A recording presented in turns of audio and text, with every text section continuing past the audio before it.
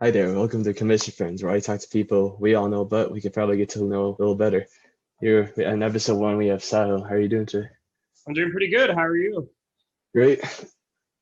All right, so I guess just to start off with, you're in Charlotte now for starting your internship. How's the city so far treating you?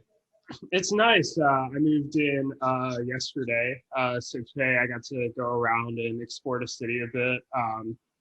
I figured out where my office is, and actually drove by the all the stadiums. So I saw the Panther Stadium, the Charlotte Knights Stadium. So that was really cool to see. The Knights Stadium is really nice. That's for those of you who don't know, that's the AAA team for the White Sox. Um, It's a really nice stadium. I know that they've talked about expansion in Charlotte, having like an MLB team there, or I guess with today's news that the A's are looking to leave Oakland, maybe they can relocate there. But I think it would be hard just at the stadium, just the size of it.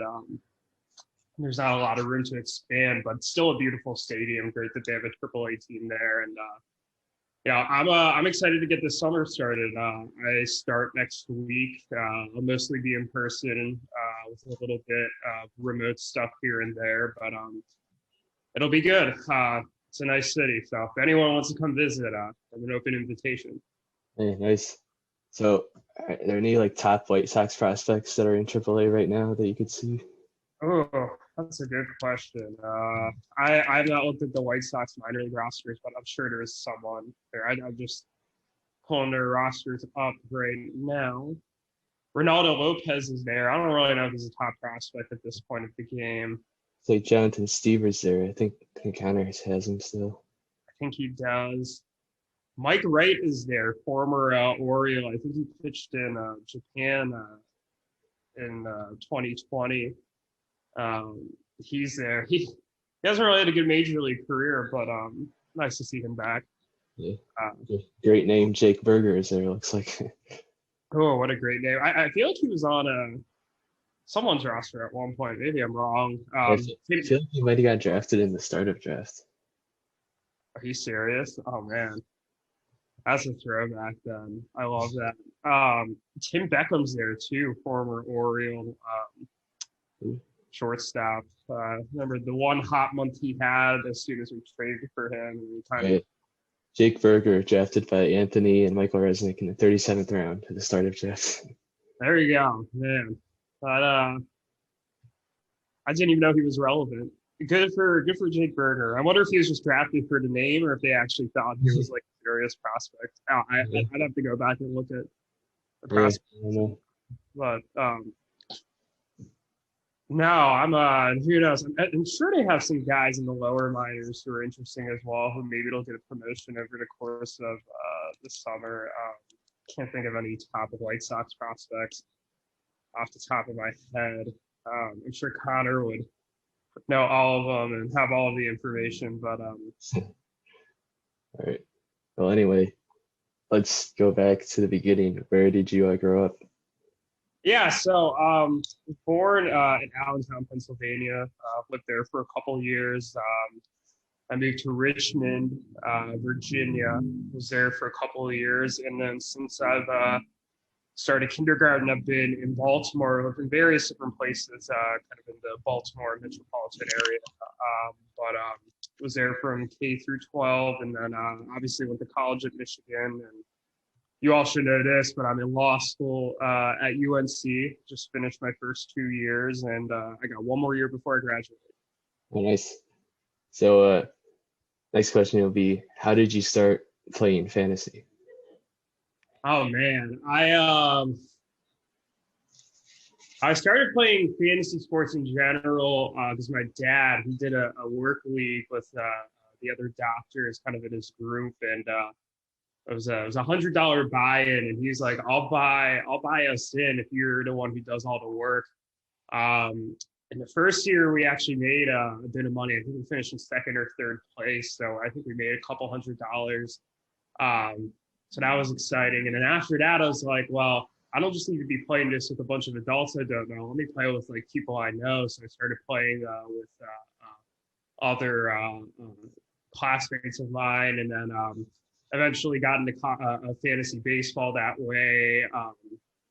Unfortunately, not a lot of people were into fantasy baseball, so that was a little more difficult. And I had to play with some strangers, but I kind of lost kind of the ability to play for a bit.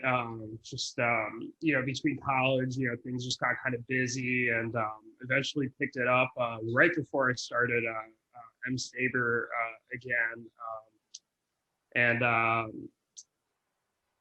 Once I got into these M-SABR leagues, now all I do is play fantasy sports. It's like my entire personality. So, Yeah, same pretty much. yeah, it's been fun though. I think it's pretty obvious to you all, but I really enjoy this, and it's been a blast to play. Right. Yeah. So would you say baseball is your favorite fantasy sport? Yeah, I like I've been thinking about this actually. I feel like fantasy football is just like it feels easier because it's just about just putting together a lineup and just seeing who's gonna score the most points. You do that 16, 17 times a season. But I feel like with like fantasy baseball and fantasy basketball, there's kind of in fantasy hockey, when you're playing more of these categories, there's more of a balance. So like for example, OBP in baseball, that is a category that, especially in today's baseball, isn't exactly the easiest to find because you have a lot of players who are striking out a bunch. Teams are putting more emphasis on power and not really worrying about the on-base percentage.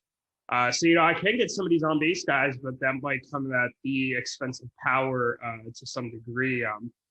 So I feel like there's more strategy involved because of that. And I think it just makes for a more interesting game. I also like the daily aspect of it, being able to manage a team every day and not just, having to check, on Thursdays and Sundays for football. So I definitely say baseball is my favorite. Yeah, for sure. And also football is just you need so much more luck than the other three. It's just crazy how much you need. Like I started playing fantasy, I don't know, when I was in middle school, just football. And it took me like 10 years to win my first championship in my family league. So, and I probably put the most time into it out of anyone. I think at one point I was in like 3 out of 5 finals in a row, or in a 5 year span. I lost all of them or something like that. Oh yeah, it feels like a crapshoot because I mean you can reach the finals with a dominant team, and then all it takes is like one lucky week by like your opponent's like a running back or wide receiver or something, and then like bam, like they've won, and you're just like sitting there trying to put the pieces together, like what happened. So no, I totally feel that. All right. Next question would be, how did you get to University of Michigan? Yeah, so I did policy debate in high school, and Michigan had a really good team, and they also had a policy debate camp.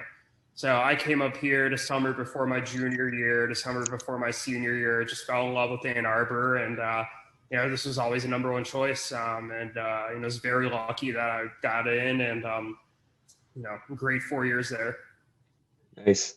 And then I'm sure we've all heard this story. It's pretty good. And how did you get to M-SABR and eventually sticking with it? It's funny. I actually told the story of this to my parents a couple days ago while we were at dinner. I was reminiscing. But I was sitting in Albon Pond back in the days when that was in the Union. And I saw a flyer said, Baseball Sabermetrics Club, meeting at this time, this date. So I was like, this looks interesting. This looks like something, I could be involved in. I was a little nervous about just kind of going in because, like, I saw the flyer in March. I assumed that this was kind of the middle of your all's, like, having already started, like, things. So, I didn't just want to kind of, like, randomly join at the last second here. So I was like, I grabbed a cup of coffee and I was like, I'm going to like sneak in like 5-10 minutes late, sit in the back. And I remember Cam that day doing his presentation, and you know how he used to do those games at the meetings. his game was about Orioles pitchers. So it was like Ubaldo, Wade Miley, and maybe like Giovanni Gallardo, like just like 3 terrible Orioles pitchers in their stats. And I guessed them, and that's when I was like, all right, I think I could fit in here. And from there, they're doing the signups at the end of the meeting for the season previews. I signed up for the Orioles one. That happened to be the first one that they needed to put up that year. Got it up on the website, and I was just contributing ever since. And what a great year and a half it was in M-SABR, and obviously it's still kept in touch, and still done a lot over Slack and Zoom calls and stuff. So it's been great. I have no regrets, and I'm very glad I decided to come to the first meeting that I did. So it was. Yes, we got to thank Zane and Max for making us put up all those flyers everywhere. Yeah, that was very clutch. I would have had no idea that M-SABR existed without that. I had no clue this was even a thing until then. So they were putting up flyers like all over the place that semester. I know, like, we put a couple up in urinals and a bunch of weird places. Are you serious? I love that. Pretty sure. Yeah. That's great. Well, that's good. I mean, that's how we get more people. So hey, keep it up. Just put it anywhere. And Yeah, and since you joined like kind of late into the semester, I'm guessing like your second or third meeting is when we did the like Dynasty League setup, right? It was, yeah, and I think you and I both remember. Well, there was like I think 20 or 21 of us who were like interested or something like that. So a couple of people were able to get their own team, but everybody else paired up, and I paired up with, I want to say his name was Michael Davis. Yep. Who never showed up after that meeting to any other meeting, never showed up for the draft. So I just kind of sat there and drafted myself. I kind of half expected him at some point to, claim his co-ownership, but he just never did. So I've been running this team for myself since day one. And hey, it's worked out for me. I'm kind of a control freak with my fantasy teams. I hate co-owning for the most part. I do co-own one basketball team and another league with Ruthvik, and we have a lot of fun with that. But just generally, like I try not to co-own. It's worked out really well. I feel like I've been able to build the type of team I've really wanted, and obviously won the championship last year. Really excited about that. Off to a 5-0 start this year. So just rolling here. But yeah, it's I love the league, and I'm glad I showed up at the meeting to join in. Showed up just in time. Yeah, I know. I'm kind of the same way. For the most part, don't like co-owning either. And I remember when we were at the meeting where we were deciding the teams, I think Zane asked us all like, okay, does anyone want to just do one by themselves? And I immediately raised my hand like, yeah, I'll do it. Yeah. It's hard. I feel like just having to talk to someone and like get their ideas, and they're vetoing something you really want to do. I mean, it kind of works when you get to veto maybe something they want to do that you're not so excited about. But I just like being able to act by myself and just not having to worry about somebody else's input. I kind of do, not like it in the sense that like I don't really have somebody to bounce ideas off of. But I mean, I'm just too much of a control freak where I'm going to make the moves I want regardless. And you know me, I'm such an aggressive, trader. So, for me, it's usually just I kind of err on the side of let's make this trade and then figure it out. So, yeah. All right. So next up, what is your favorite hobby outside of like fantasy or sports, like fantasy/sports? That's a good question. It's it's funny. I had to answer this same question for my work, my internship this summer. They're like, "What are your hobbies?" And I put down fantasy sports, and I was like, "Wow, I don't really know what else I would have as a hobby." Let's see. I feel like fantasy sports is just like my entire existence, but I like your trivia nights. I like doing trivia. I've been playing a lot of online chess lately. There's a shout out to the chess channel. It's been great. Andrew has been dominating me for the most part until we did have like an epic 100 plus turn game. You and I have been a bit more even in our matchups. So I've enjoyed that. Love playing video games. Love playing Madden. Honestly, anything that's sports related, I just like, whether it's fantasy sports, whether it's, video games, whatever it is, I just like doing things where I get to compete. You put me in something that's like a competition, like a board game or sports or whatever, and I'm into it. That's it's just what I love to do.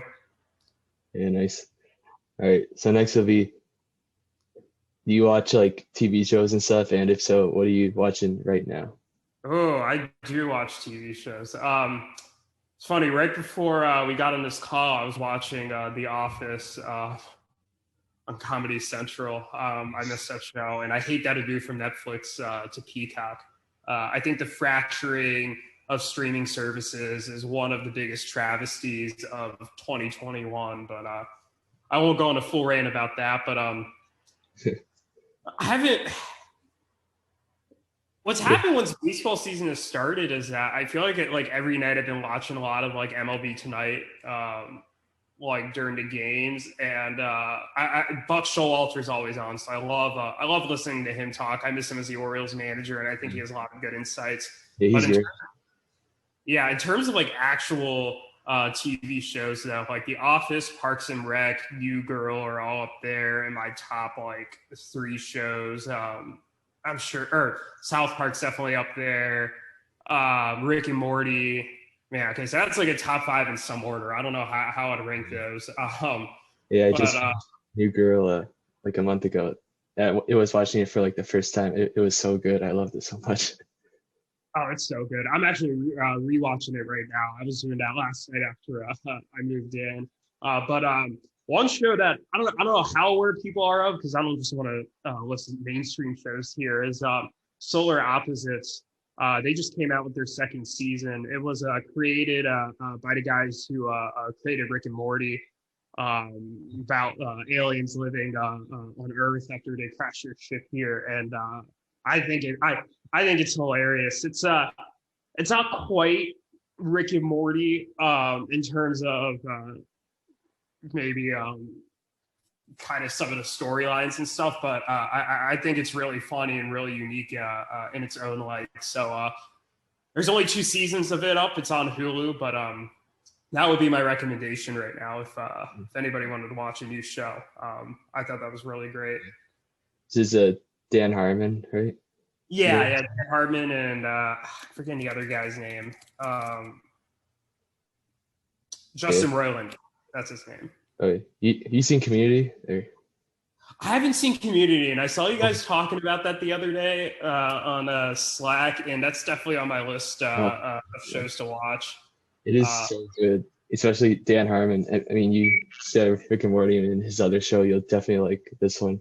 It is so like unique in that it's like unlike any other show, but it's pretty funny. Is it on Netflix?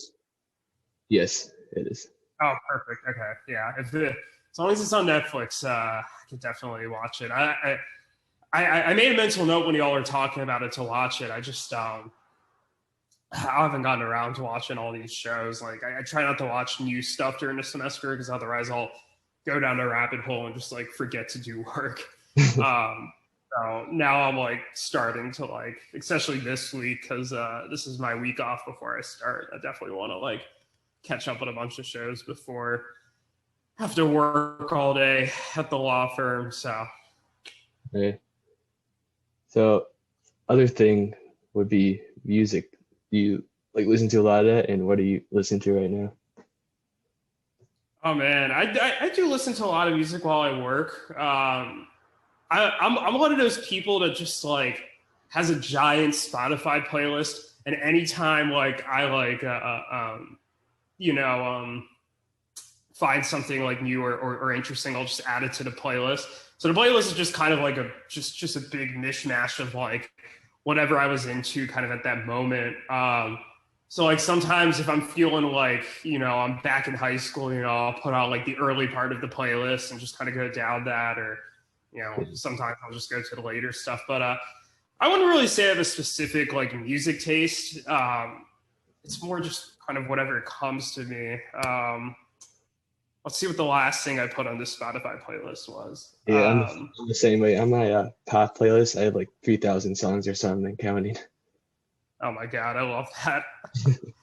I made this playlist for a long car ride I had like sophomore year of college. This was back when I was doing debate and we had to drive to tournaments. We drove from Michigan to Georgia. And I just never stopped adding to it. So this playlist now has 251 songs. I actually haven't added anything in a while. I need to do that. But the last few that I added, let's see here. If there's anything particularly good. The band Moon Taxi. I got someone recommended that to me last year, and I really got into them for a while. They're on here. Bad Sons is on here. Portugal the Man. Got some Post Malone on here. I have Sweet Caroline on here because the Michigan games. And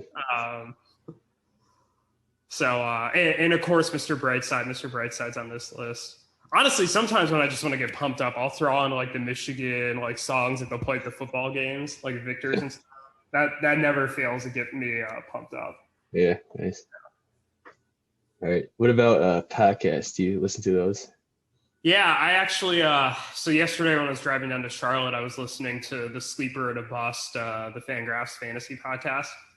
I think they do a great job. And actually, I meant to chat you because I always feel like every time I'm there listening to one of them, they'll like talk about a player where I'm like, like this guy might be available in the Dynasty League, and I think I should just add him. And sure enough, they were talking about Josh Rojas on the podcast and how good he's been lately. And I didn't realize it because like the first like 8 games of the season, he was like terrible. He just like wasn't playing. He had like a 114 average. I think he played like 8 of his first 14 games. And now I look and he has a 138 WRC plus, and he has like triple eligibility. I think like second short in outfield. So like I went to pick him up after I got here, and sure enough, he was on your roster. Sorry, and I feel like this happens more often than not. So I was a bit frustrated by that, especially with all my outfield injuries right now. I need literally any healthy body, but Yeah, you saw you think Tyrone Taylor, ex-Strangler. Yeah, he's like been batting third for the Brewers most games, and I'm like, all right, like he's 269 average, like he hasn't been bad. So I saw that was weird because they set him down when Yelich came off the IL for a bit, but then he came back up when Yelich went back on. And he's like goes from being sent down to batting third. It's like, what is that?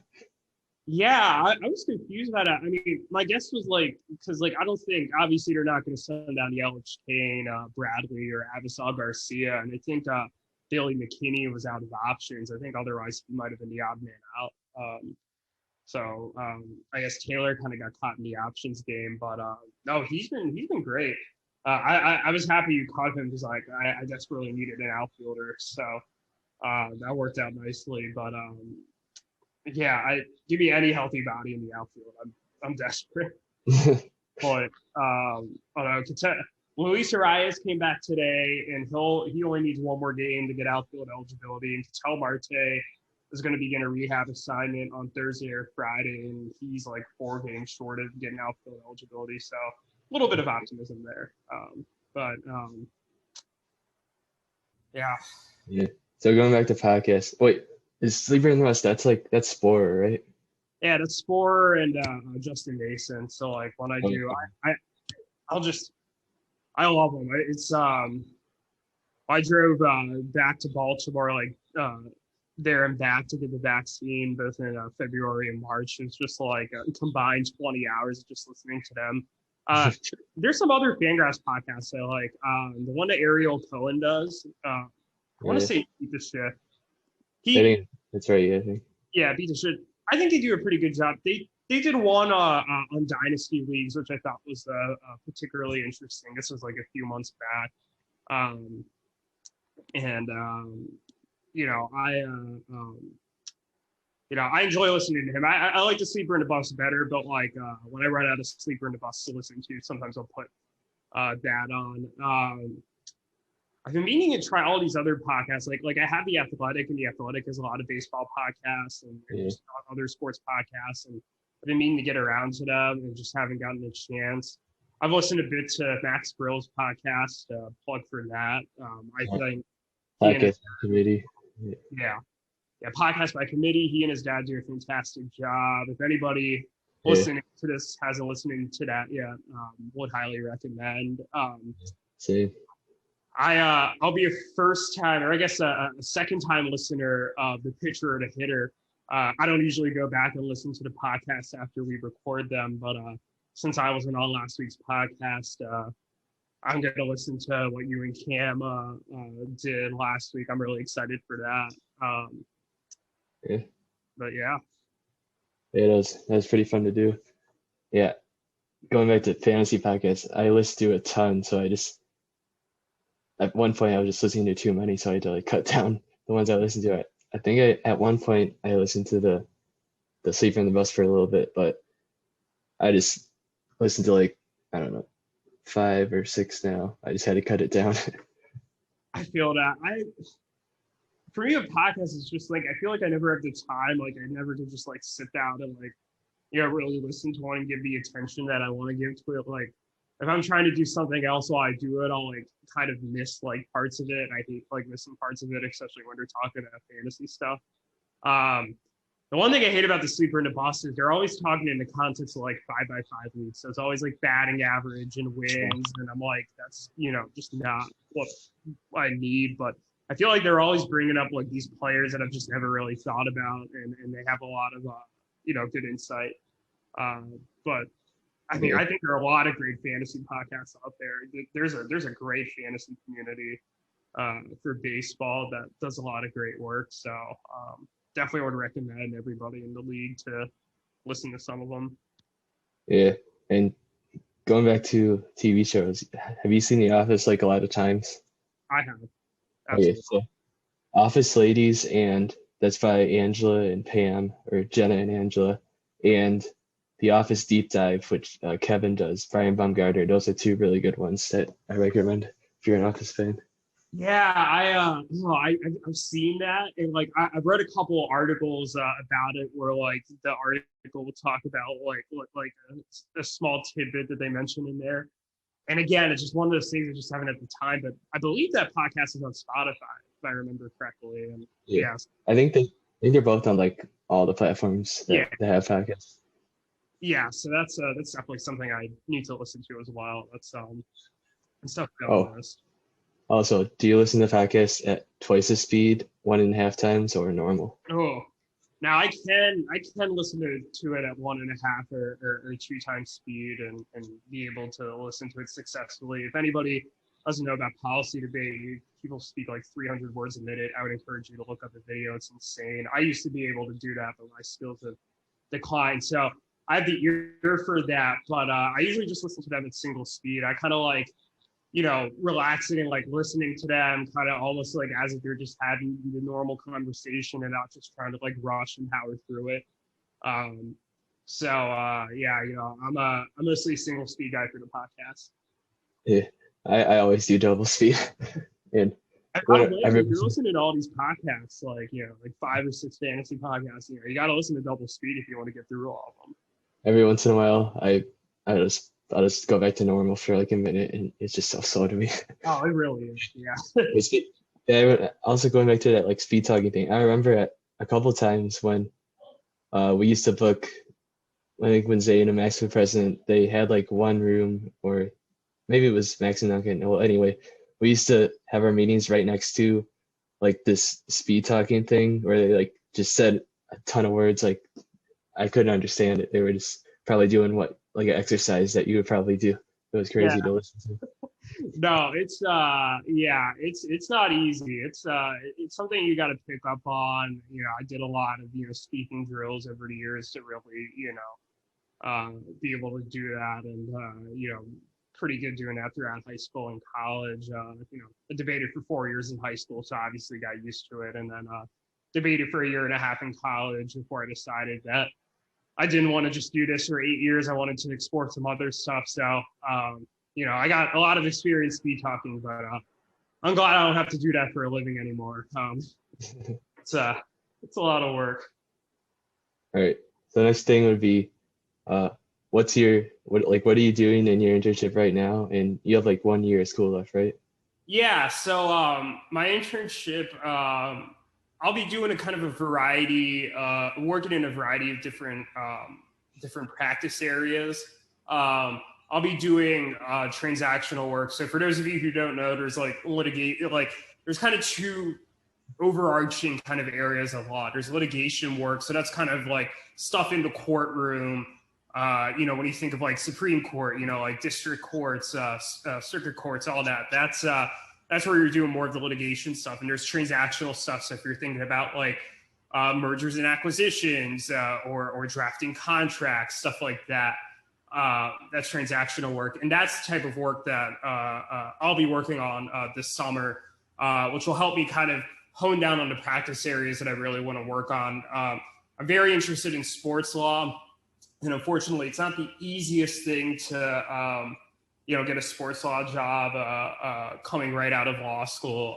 That's usually something that takes a bit of time working in other kind of related fields before you're able to really jump into that. I guess I think I mentioned this to Cam, but I haven't mentioned this to everybody. I'll be working for the UNC athletic department in the fall, working as an extern for them. So I'll be getting 6 credit hours for working for them. So for their legal department. So I'm really excited for that opportunity, and hopefully that'll give me a bit more insight into a sports law career, and maybe help me build some connections. But the goal is to work at this firm that I'm working at this summer. Usually they end up hiring their summer interns, assuming they're not, total garbage. And I like to think I'm not total garbage. So, I like to think, they tend to do the weed out process when they hire for the summers in the first place. So, hopefully it works out. And, I could, be in Charlotte for at least a few years and, see where things take me. Nice. Yeah. So, yes, I think that was all the questions I had. Anything else you wanted to say? Or any questions you think I missed that I should ask in the future? Let me think. I can't really think of. Actually, here's one thing. Here's one thing you should ask, because we're all from Michigan. Favorite Michigan memory and favorite place at the University of Michigan to eat. Because I'm a big food guy. So my favorite memory is a funny story too. My junior year was when Michigan played MSU at home, and if you recall, there was a torrential downpour that day. I mean, it was not fun to be out there. So, I bundle up, I got a jacket on, I'm wearing a khaki pants and everything, because, it's also really cold. So they start the national anthem, and I had a water bottle, and I go and I put the water bottle down, and the back of my pants just rip. So like, just butt exposed for the world to see. I'm like, shit. I'm like, first off, it's freezing. So like, I'm not just going to keep it exposed, but I'm like, at the same time, I didn't like have anything other than the jacket. So I ended up just wrapping the jacket around my waist. And someone,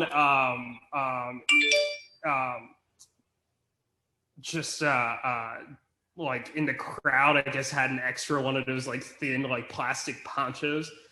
Yeah. So they gave it to me. So I like was sitting there in a thin plastic poncho that did like nothing to like block the rain or the cold or anything. I think Michigan actually lost the game. Yeah, they lost. It was not a good game, but like it was just being out there in the rain with everybody. It was a lot of fun. You know, I enjoyed it.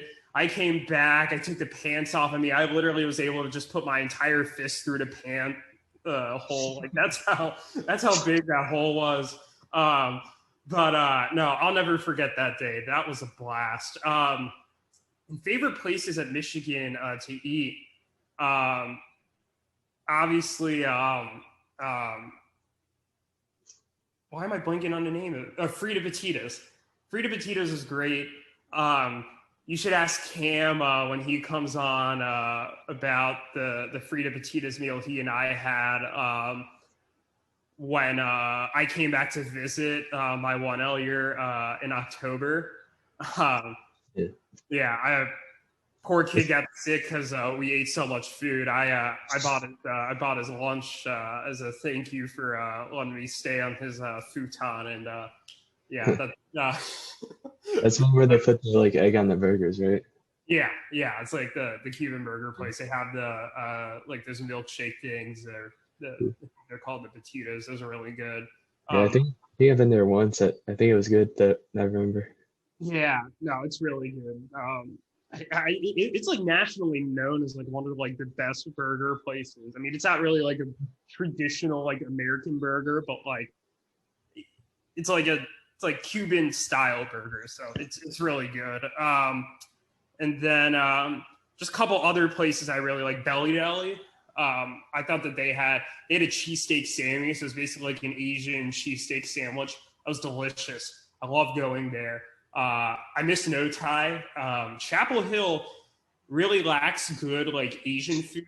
There's one really good Asian place that shut down because of the pandemic, and was really bummed out when I heard that. But just generally, you know, I really like that.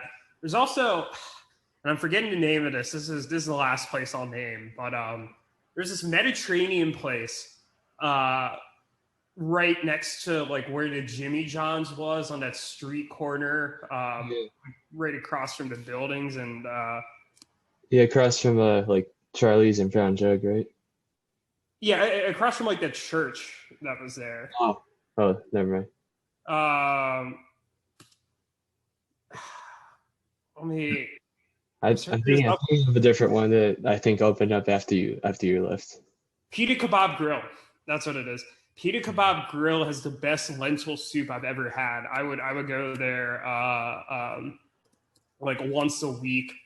The summer that I stayed in Ann Arbor to study for the LSAT. Those are like my like favorite food places in Ann Arbor. Oh, also Jamaican jerk pig. Love their chicken. So make that 4. And God, I mean, if I sat here and really thought about it, I mean, I feel like I can name 10 more places, but I'll leave you all with that. I'll save some other places for everybody else to talk about. But I feel like that's a good list there. Yeah, that summer was the one we played intramural softball, right? I'm sorry, what? We played that was the summer we played intramural softball, right? Oh yeah. That was the summer we played intramural softball. Oh my, yeah. We were not very good. But we had a lot of fun playing. It was a blast. I could barely hit a ball out of the infield, but it was fun. And I remember pitching. I remember the fall when Max Brill was there, and he played a great center field. Remember when he had us intentionally walk their batter, and I think we got like a double play the next like batter, or we got the out or something without giving up any runs, and it was just like the sabermetrics in us just yeah, all through the time he was in center field once, I was in a left, I think, and he was on Instagram Live like while playing the field. And one time he got a ball was hit to him, and he was just holding the phone the whole time. He just like the ball like kind of landed almost like not right at him, but in front of him, and he just dropped his glove and kept the phone in his hand and then threw it in. I remember that. Oh my god. Oh, that was great. And he would always shout like words of encouragement from center field, and then I remember the game we played in the fog. That might have been our playoff game. And thank God the ball was like bright, like yellow, but like I literally couldn't see the outfielders from the mound, but like he would just be there getting the ball, throwing it, and all of a sudden I just see like the yellow of the ball just pop out of there, and I was like, all right, Max got it. Give it back to me. We got crushed that game, like 20-10 or something like that. But boy, was that fun.